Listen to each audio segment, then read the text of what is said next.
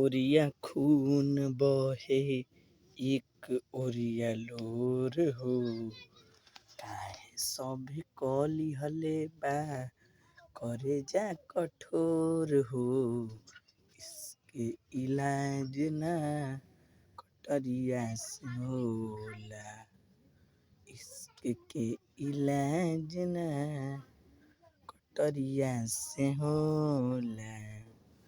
उमरिया के रोग ह नजरिया से होला। उमरिया के रोग ह नजरिया से होला। कहाँ के हो जात पात पूछेला नियारा। कहाँ के हो जात पात पूछेला नियारा।